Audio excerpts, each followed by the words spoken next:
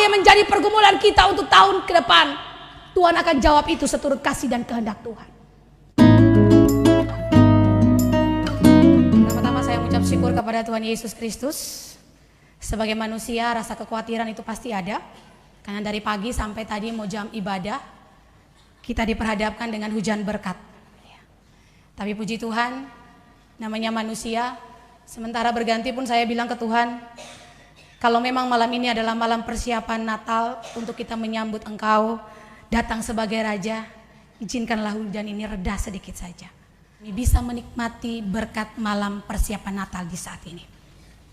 Dan puji Tuhan, doa yang sederhana, dan saya percaya bahwa setiap orang memiliki doa yang sama ketika ada untuk mempersiapkan malam Natal di saat ini. Saudara-saudara yang diberkati oleh Tuhan kita Yesus Kristus, 2 minggu yang lalu, pada waktu itu minggu Advent yang ketiga, saya WA kepada Ibu Pendeta Eka Usmani, karena kami jadwal bersama-sama untuk malam ini. Saya bilang kepada Ibu Pendeta, tolong siapkan pembacaan Alkitab, dengan semua liturgi saya ikut saja. Dan Ibu Eka selaku pendeta jemaat di tempat ini memberi pembacaan Alkitab kita dari Matius 1 ayat 18 hingga ayatnya yang ke-25. Saya kira pembacaan Alkitab ini tidak lagi asing bagi saya dan saudara. Dan jujur, ketika diberikan pembacaan Alkitab ini, yang ada di otak saya ini, sempat saya bilang bahwa kira-kira mau khotbah apa dari pembacaan ini.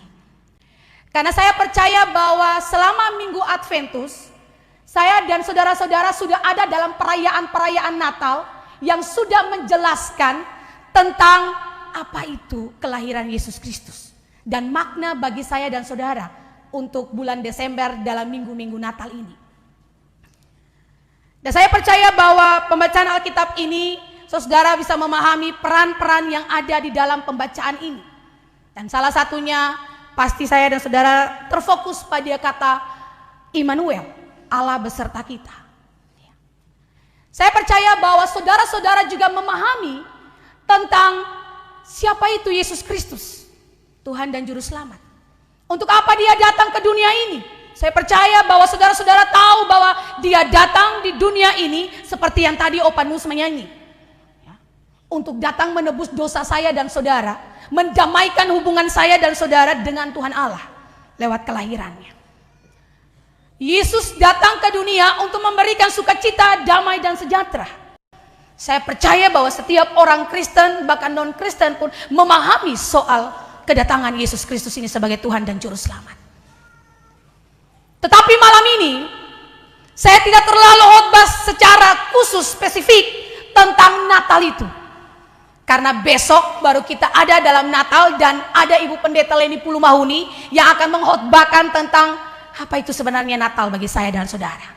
Selaku hamba Yesus Kristus, kita harus saling membantu, jangan borong semua. Bagi-bagi dia pun makna khotbah.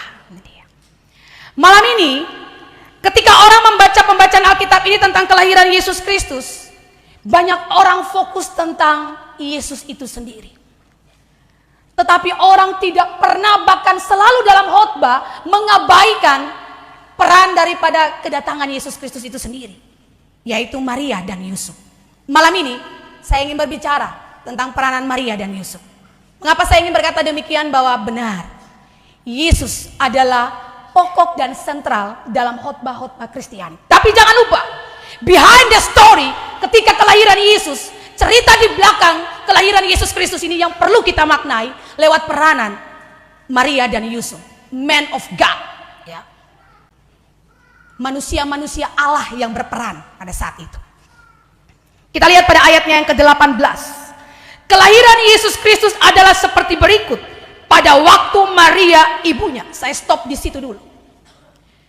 Jemaat yang diberkati oleh Tuhan kita Yesus Kristus, jauh sebelum Alkitab Perjanjian Baru ini, ya, bercerita tentang kelahiran Yesus Kristus, nubuatan ini sudah terjadi pada kitab Yesaya dan kitab Mika. Nanti pulang baru saudara buka, ya. Percaya yang saya bilang, karena saya khotbah pasti saya sudah persiapan, ya. Yesaya dan Mika. Daniel ada tapi sedikit, ya. Tapi di situ dinubuatkan bahwa Ada seorang anak yang nanti lahir dari seorang perempuan perawan tapi belum disebut namanya. Itu yang boleh dinubuatkan dalam kitab Yesaya, bahkan kitab Mikha. Bukan asal nubuatan bagi saya dan saudara. Belum dibilang namanya, yaitu Maria, sesuai dengan apa yang dituliskan oleh Matius. Karena itu yang disebut dengan mystery of God.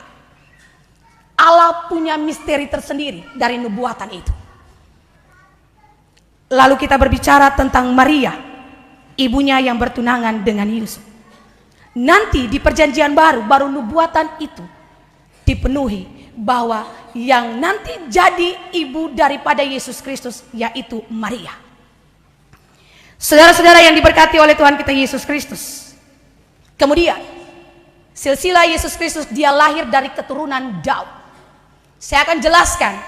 Saudara boleh membaca kebenaran firman Tuhan ini, tapi mari kita belajar secara sederhana behind the story, latar belakang dari cerita kelahiran Yesus Kristus. Yang jadi pertanyaan bagi saya dan saudara begini. Maria hanya satu pribadi yang dipakai oleh Allah untuk melahirkan Yesus. Karena pekerjaan Roh Kudus. Seorang perawan. Apakah pada zaman itu cuma Maria yang perawan zaman itu? Apakah tidak ada perempuan-perempuan perawan yang lain? Lalu Allah cuma pakai Maria? Kan kalau kita berpikir secara logika kan begitu.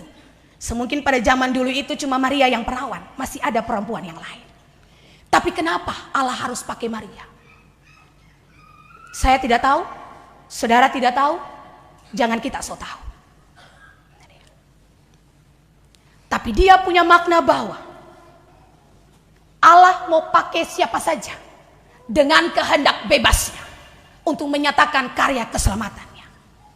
Maria bukan orang penting, saudara-saudara. Maria bukan orang hebat pada zaman itu, bukan memiliki kedudukan yang luar biasa dan dihormati oleh masyarakat zaman itu. Maria hanya orang sederhana yang mau dipakai oleh Tuhan. Tapi dari kesederhanaannya, dari bukan orang pentingnya itu, Tuhan menjadikan dia sebagai sesuatu yang berharga untuk karya keselamatan ini. Dia pun makna berkat bagi saya dan saudara dalam persiapan Natal malam ini. Natal bagi saya dan saudara bukan hanya sebuah perayaan.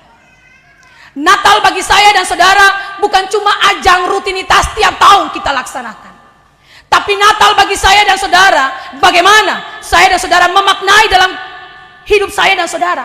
Kira-kira sampai sejauh ini saya penting di mata Tuhan atau tidak? Saya berharga di mata Tuhan atau tidak? Dan apa yang saya sudah lakukan di mata Tuhan? Seperti Maria yang bukan orang penting, orang sederhana, tapi dipakai oleh Tuhan untuk bisa jadi berharga dan bermanfaat bagi orang lain. Kalau Natal ini, dalam persiapan ini, sebagai sebuah landasan untuk kita take off, untuk Natal itu bermakna dalam perjalanan hidup saya dan saudara, Tuhan Yesus mau bilang malam ini pada saya dan saudara begini. Saudara-saudara, anak-anakku yang kukasihi dan kusayangi, yang merupakan tuang hati dalam beta pun hidup dan beta pun doa. Yesus mau bilang seperti itu. Kalian terlalu berharga bagiku. Dalam persiapan malam Natal ini, Hantua sing minta banyak. Hantua cuma minta bahwa dalam kesederhanaan hidup saya dan saudara, kita bisa hidup jadi berkat dan bermanfaat bagi orang lain. Supaya bukan cuma Maria saja yang bisa dipakai oleh Tuhan, tapi saya dan saudara juga menjadi Maria-Maria yang hidup di zaman sekarang ini, yang bisa jadi berkat bagi banyak orang. Supaya Natal itu dia bermakna. Untuk apa saya saudara datang di malam hari ini dengan gereja yang penuh, tapi keluar dari gereja ini, saya saudara tidak bisa bermakna bagi orang lain. Saya saudara tidak bisa jadi berkat bagi orang lain. Itu yang kita belajar dari Maria, saudara-saudara. Kalau Allah pilih Maria dari setiap kejadian perempuan yang ada pada saat itu, maka hari ini saya mau bilang bagi kita semua, bagi saya dan saudara, jangan pernah berpikir bahwa setiap peristiwa yang terjadi dalam perjalanan hidup kita itu adalah sebuah kebetulan. Tapi setiap perjalanan hidup dan pergumulan hidup yang ada dalam perjalanan hidup kita masing-masing, Itu karena kasih karunia Tuhan. Dan Tuhan mengizinkan itu terjadi dalam perjalanan hidup saya dan saudara. Karena Antua tahu seberapa besar kekuatan saya dan saudara untuk menghadapi itu. Itu menjawab pertanyaan tadi yang saya bilang. Tidak mungkin zaman itu Maria cuma sendiri yang perawan. Masih ada Maria-Maria yang lain. Jadi pertanyaan, sampai detik hari ini saudara juga tidak pernah tahu kenapa saudara punya pendamping hidup A, B, dan C. Kenapa malam ini saudara juga tidak bisa menjawab bahwa kenapa saudara tidak bisa pergi Natal di gereja lain, mesti di gereja Menara Iman. Kenapa saudara harus pilih jam kedua? Dan bagi saya sendiri, kenapa saya yang harus khotbah di jam kedua? Oke, jawabannya sudah terstruktur dalam jadwal. Tapi ingat, jadwal yang dipakai dan ditentukan oleh manusia, pasti ada rencana Allah di balik semua itu. Saudara masuk jam kedua pun ada rencana Allah di balik semua itu. Saudara datang Natal di gereja jam kedua di Menara Iman itu juga bukan karena saudara cuma anak-anak negeri pastor, tidak. Semua orang punya kebebasan. Tapi cuma Tuhan dan saudara yang tahu kenapa saudara ada sampai detik malam hari ini. Itu yang saya mau bilang. Apa yang terjadi sampai detik malam hari ini, jangan pernah berpikir itu kebetulan. Tapi itu karena kasih karunia Tuhan. Kita lanjut. Bertunangan dengan Yusuf ternyata mengandung dari Roh Kudus sebelum mereka hidup sebagai suami istri. Tadi saya jelaskan tentang Maria. Sekarang saya jelaskan tentang ayat 19. Karena Yusuf suaminya seorang yang tulus hati dan tidak mau mencemarkan nama istrinya di muka umum, ia bermaksud menceraikannya dengan diam-diam. Saudara-saudara yang diberkati oleh Tuhan kita Yesus Kristus, kalau kita pelajari silsilah sampai Yesus mesti ada jadi punya papa untuk Yusuf. Kalau saudara baca di Matius 1 ayat 1 hingga ayatnya yang ke-17, di situ ada silsilah tentang kelahiran Yesus Kristus, ya, silsilah Yesus. Saya mau sebutkan ada 4 perempuan di situ. Tamar, Rahab, Ruth, dan Batseba. Itu dia. Saya mau menjelaskan ya, supaya kenapa sampai harus Yusuf ini. Saudara tahu Tamar itu siapa? Perempuan yang berzinah dengan mertuanya Yehuda. Mari kita belajar Alkitab ini baik-baik supaya saudara pahami, ya. Jangan cuma baca Alkitab tentang silsilah Yesus Kristus tapi saudara tidak pahami. Tapi saya cuma ambil 4 perempuan ini. Yang kedua, Rahab. Rahab siapa? Dia pelacur, ya. Yang ketiga, Ruth. Ruth siapa? Dia itu perempuan yang berasal dari daerah perzinahan, ya. Hasil dari anak kandung, tidur yang bapak kandung lalu dapat anak, ya. Dan yang keempat, Batseba. Batseba selingkuh dengan siapa? Batseba selingkuh dengan siapa? Tapi kalau tanya Argentina dengan Prancis dengan Belanda dong tahu. Selingkuh dengan Daud. 4 perempuan ini, ya. Tadi saya bilang Yesus berasal dari keturunan Daud, ya. Kenapa saya pakai Daud? Kenapa saya pakai Boas? Ya. Kenapa saya pakai Isai? Tapi dia mesti turun ke Yusuf. Yusuf berasal dari 4 perempuan ini. Akan pemakna bagi saya dan saudara begini. Kadang ketong manusia dalam kehidupan, coba saudara berpikir zaman itu Maria pun papa dan mama mau terima anak mantu, ya. Sederhananya begini, mau terima anak mantu dari keturunan keluarga yang pelacur semua.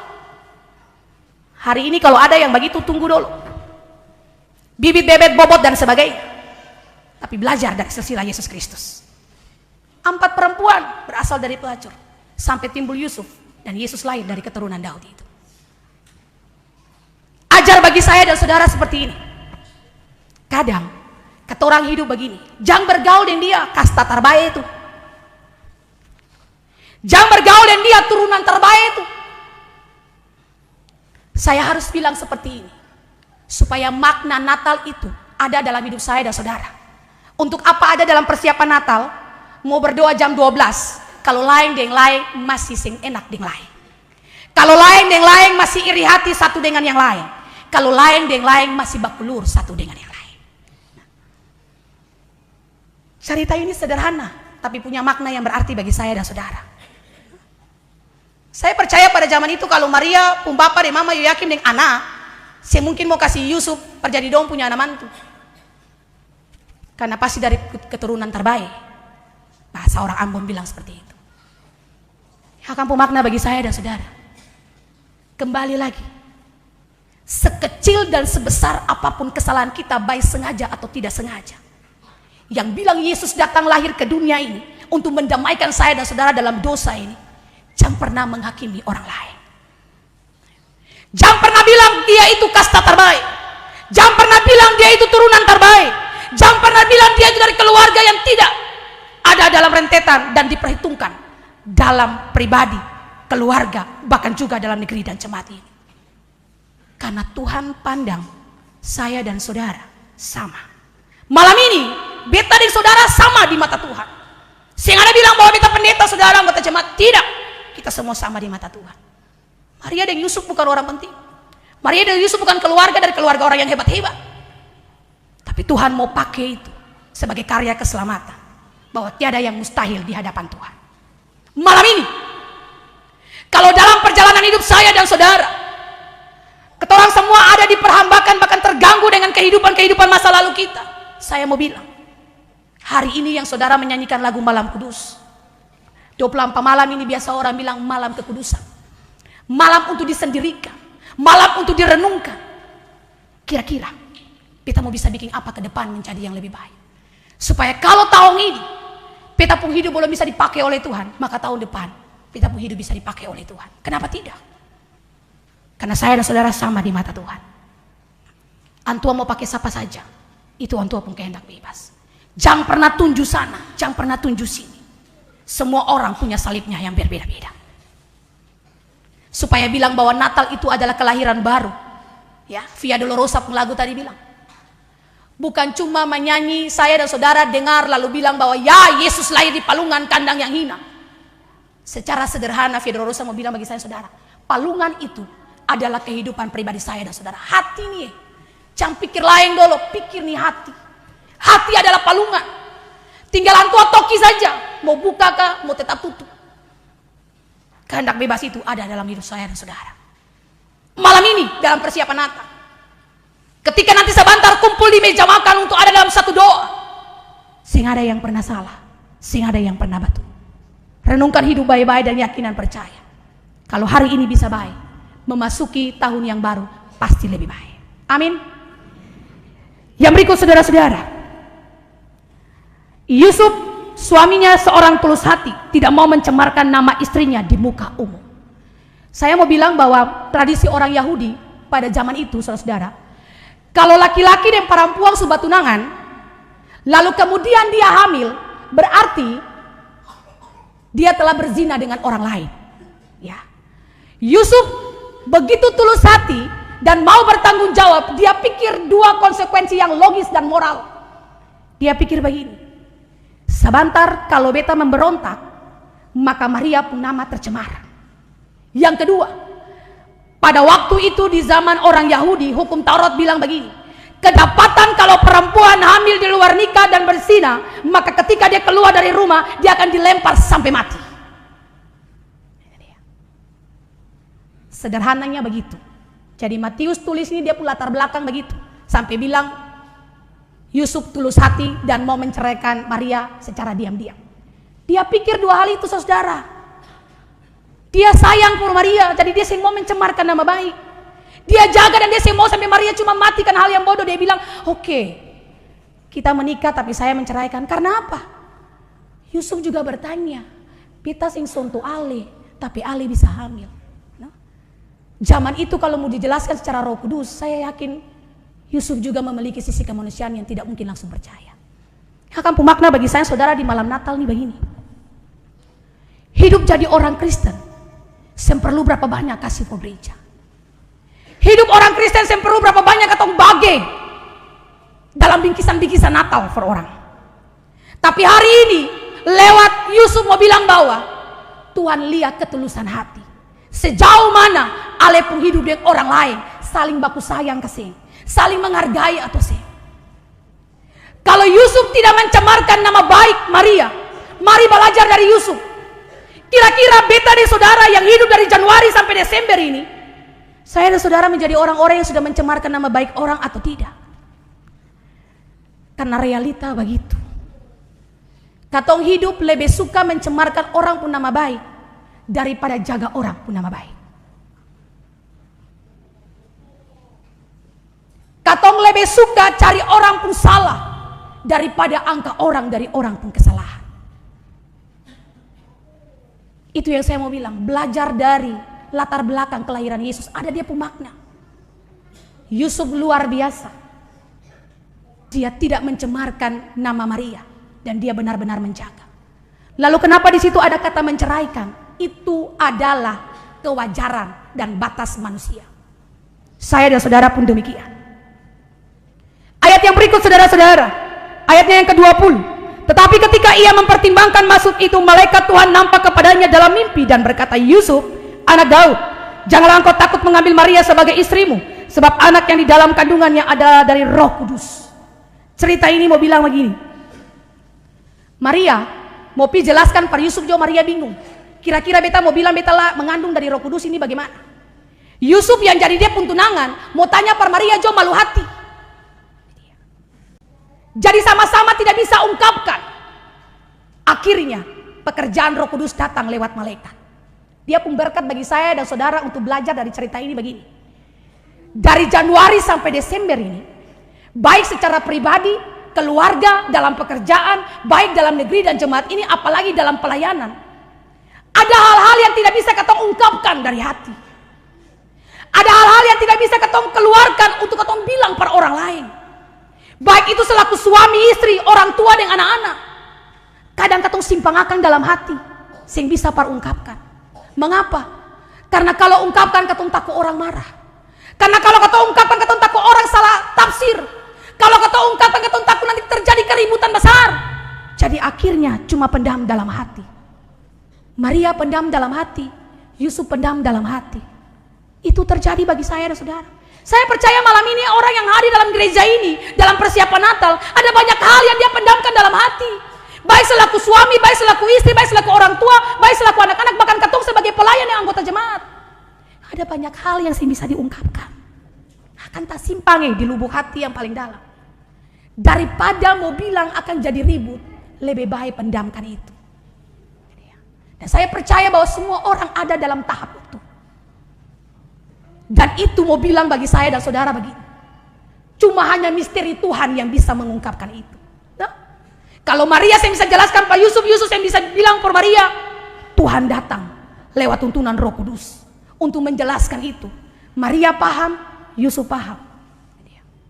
Saudara bisa membayangkan, zaman itu Maria dan Yusuf pasti ada dalam konflik batin. Yusuf mau bilang begini, sing papa sudah, saya hamil dengan orang lain. Karena cinta tak selamanya memiliki. Itu dia. Itu bijaksananya Yusuf. Ya, belajar ya anak muda. Cinta tak selamanya memiliki. Itu bijaksananya Yusuf. Tapi dia tidak mencemarkan orang yang dikasihinya. Dia bilang, mari ketong cari pelan diam-diam.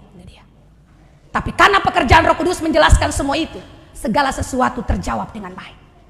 Kalau saya dan saudara ada banyak hal yang tersimpan dalam hati, ada pergumulan yang tidak bisa diungkapkan, jangan cuma diam.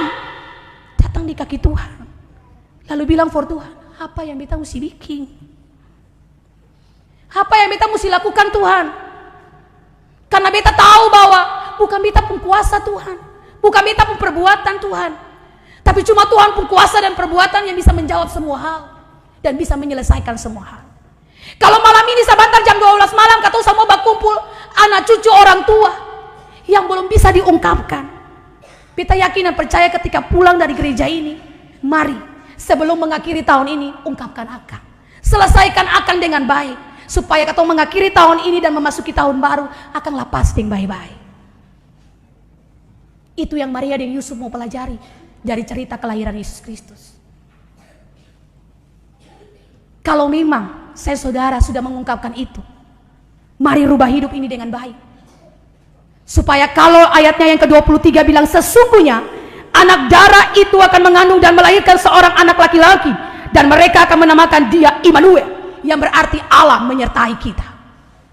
Saudara-saudara yang berkati oleh Tuhan kita Yesus Kristus, Natal adalah jaminan keselamatan.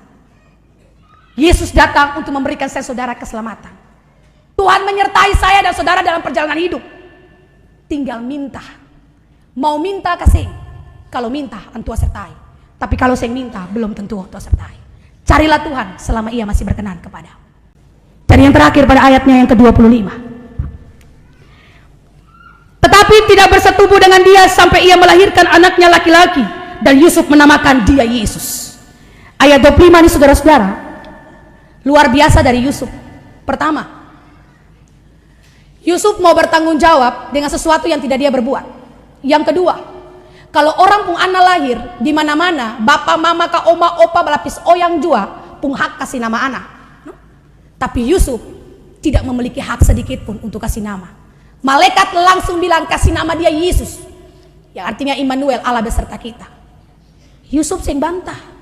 Yusuf diam dan tenang dan mengikuti perintah itu. Akan pemakna bagi saya dan saudara di malam persiapan Natal begini. Kalau saya dan saudara adalah orang-orang yang takut akan Tuhan, taat dan setia kepada semua perintah Tuhan. Kalau hari ini dalam negeri dan jemaat ini kita menjadi anak-anak negeri dan jemaat yang takut akan Tuhan, saya percaya berkat lebih sisa daripada apa yang Yusuf dan Maria rasakan. Apa yang menjadi pergumulan kita untuk tahun ke depan, Tuhan akan jawab itu seturut kasih dan kehendak Tuhan. Tiampu kunci satu saja, taat kepada Tuhan, maka segala sesuatu akan dijawab oleh engkau. Saya percaya bahwa jemaat ini, jemaat GKP Negeri Paso, dan setiap orang yang selalu dengan ketulusan hati mengambil bagian dalam ibadah bersama dengan Gereja Menara Iman. Pesan saya di malam Natal ini, dalam persiapan malam Natal ini, mari, kalau Yesus Kristus datang untuk mendamaikan, mari kita teruskan damai itu. Kalau Yesus Kristus datang untuk kasih saya dan saudara punya kasih sayang, mari kita hidup dengan penuh kasih sayang. Kalau ada lain suka dan sing suka, atau ada yang lain masih hidup iri hati dengan lain, atau ada yang lain masih lur bakulur dengan lain, cukup jua sampai di malam persiapan Natal ini. Mau cari apa terlalu dalam dunia ini? Tuhan cuma bilang, nyong, nona, ibu dan bapak, anak-anak yang kukasihi. Beta saya minta banyak dari dong. Hidup yang taat, setia for beta saja. Apa yang dong doakan, apa yang dong minta, beta saya pernah kasih. Beta selalu kasih. Apalagi kalau dong setoki pintu, semungkin beta saya buka pintu. Beta tetap akan buka pintu, dan beta akan tetap dengar doa itu. Artinya, jangan cuma pintar bicara Tuhan. Jangan cuma pintar kasih nasihat pada orang tentang Tuhan. Tapi bagaimana saya dan saudara juga bisa hari-hari bahkan tiap detik nafas hidup ini berbicara dengan Tuhan. Kadang kata pendeta dan badan pelayan jemaat ini jago bicara Tuhan, tapi tidak pernah juga memiliki jam-jam khusus untuk bicara dengan Tuhan. Kadang kata umat juga demikian, jago bicara Tuhan, tapi belum tentu peka dengan suara Tuhan. Karena apa? Karena saya punya hubungan yang dekat dengan Tuhan. Karena Tuhan bilang, siapa yang bergaul karib denganku, akan kuberitahu jalan-jalanku. Immanuel, Allah beserta kita, memasuki Natal Kristus ini dan akan memasuki tahun yang baru. Yakin dan percaya, doamu akan dijawab, pergumulanmu akan dijawab, dan Tuhan akan menyertai sampai selama-lamanya. Amin.